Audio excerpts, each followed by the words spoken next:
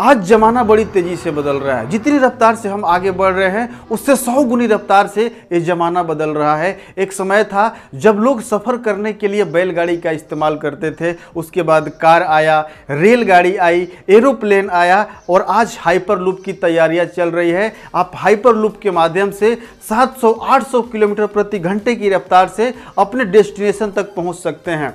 एक समय था जब इंफॉर्मेशन को, सूचना को पहुंचाने के लिए कबूतर का इस्तेमाल किया जाता था, उसके बाद डाकिया आया, उसके बाद टेलीग्राम आया और आज व्हाट्सएप के माध्यम से अपने इंफॉर्मेशन को टेक्स्ट के माध्यम से, ऑडियो के माध्यम से, वीडियो के माध्यम से फ्रिक्शन ऑफ सेकंड में लोगों तक पहुंचा सकते हैं। इस वीडियो में हम बात करने वाले हैं क्यों लोगों को direct selling, network marketing, affiliate marketing करना जरूरी नहीं बल्कि मजबूरी हो जाएगा। ऐसे कौन कौन से कारण हैं? अगर आप नेटवर्क मार्केटिंग कर रहे हैं या करने की सोच रहे हैं या नेटवर्क मार्केटिंग को लेकर के निगेटिव हैं तो इस वीडियो को अंत तक जरूर देखिएगा। यह वीडियो आपका दिमाग खोल देगा। नमस्कार, मैं दीपक सिंह आपका स्वागत करता हूं आज के इस वीडियो में। सबसे पहले बात करते हैं कि क्यों लोगों को direct selling, affiliate marketing, network marketing join करना जरूरी नहीं बल्कि मजबूरी होगा। उसका सबसे पहला कारण है पॉपुलेशन। आज भारत विश्व का नंबर 1 जनसंख्या वाला देश बन चुका है। लगभग 141 करोड़ लोग इस देश में एग्जिस्ट करते हैं। आज हर साल करोड़ों लोग कॉलेज से डिग्रियां लेकर के निकल रहे हैं, लेकिन ऐसी कोई भी कंपनी नहीं है, ऐसी कोई भी इंडस्ट्री नहीं है, ऐसी कोई भी सरकार नहीं है जो इन करोड़ों लोगों को रोजगार दे पाए।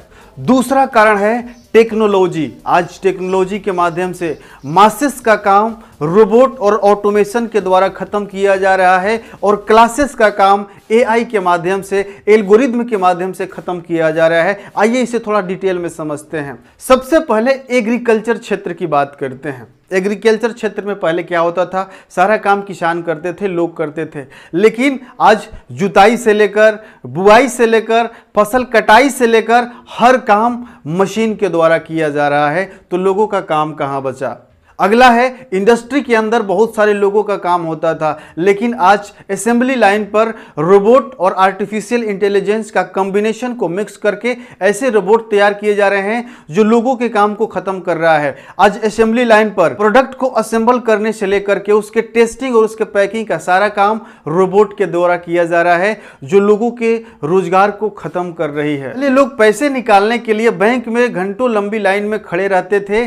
जब उनका नंबर आता था तब उनको पैसा मिलता था, लेकिन आज मिनटों में नहीं बल्कि सेकंड में वो किसी को पैसा ट्रांसफर कर सकते हैं, कहीं से पैसा मंगवा सकते हैं, फोन पे, पेटीएम, गूगल पे के माध्यम से। आज ऑनलाइन ट्रांजैक्शन का जमाना हो चुका है। तो सोचिए बैंक में आने वाले समय में कर्मचारी का काम क्या रहेगा। और अब तो इतने खतरनाक एआई टूल्स आ रहे हैं जो क्लासेस का काम थे, जिनको लोगों को लगता था इनके काम को कोई नहीं खत्म करेगा, उनके काम को इस सेकंडों में कर दे रहा है। और आने वाले समय में जो कंटेंट राइटर हैं, जो घंटों कहीं से सर्च करके कंटेंट लिखते थे, चैट जीपीटी उस काम को फ्रिक्शन ऑफ सेकंड में कर रहा है। वेब डेवलपर, वेब डिजाइनर जो वेब का कोड लिखने में घंटों लगाते थे, कई दिन लगाते थे, उस कोड को चैट जीपीटी और एआई टूल्स मात्र 2 से 5 मिनट के अंदर एक आपको प्रिपेयर करके फुल कोड लिख करके दे रहा है। जिस फोटो को एडिट करने के लिए हम आधा घंटा, 1 घंटा लगाते थे,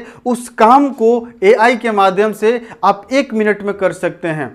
जिस वीडियो को एडिट करने के लिए कई घंटे लगते थे, उस वीडियो को आप 5 मिनट में एडिट कर सकते हैं एआई के माध्यम से। तो और टेक्नोलॉजी को क्यों अडॉप्ट किया जाएगा, इसका कुछ कारण है। सबसे पहला, ये फास्ट काम करता है, ये रिलायबल है, इसको कोई सैलरी नहीं चाहिए, इसको कोई तनख्वाह नहीं चाहिए, इसको कोई छुट्टी नहीं चाहिए, ये आपका रेगुलर बेसिस पे काम करता रहेगा, इसकी एक्यूरेसी हाई रहेगी। और तीसरा कारण है अनएम्प्लॉयमेंट और अंडर एम्प्लॉयमेंट। यानी आज भारत में जो बेरोजगारी दर है वो 8% से ऊपर है।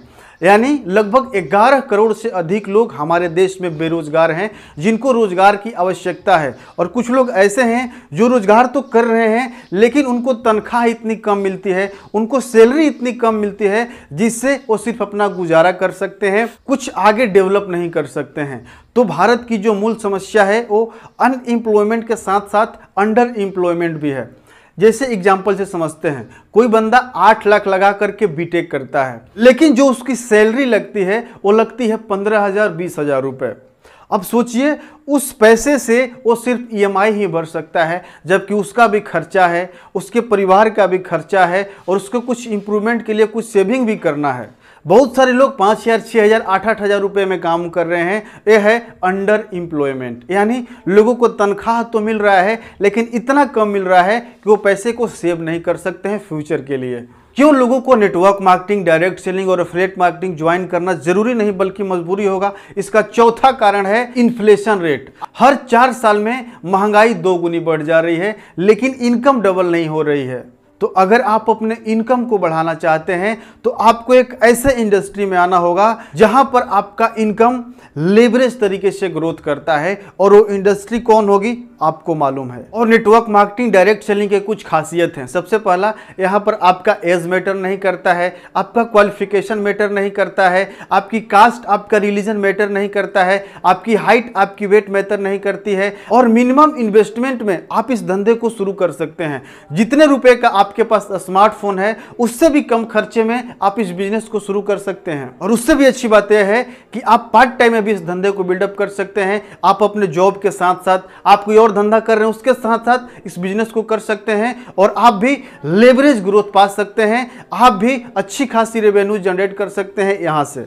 इस धंधे में कामयाब होना आसान है लेकिन आपके पास 2 चीज होनी चाहिए। सबसे पहला, ड्रीम, आपका सपना होना चाहिए, और दूसरा, उस ड्रीम को पाने के लिए आपके पास बर्निंग डिजायर होनी चाहिए। अगर आपका ड्रीम है और उस ड्रीम को पाने के लिए आपके अंदर बर्निंग डिजायर है तो आप इस धंधे में कामयाब जरूर बनेंगे।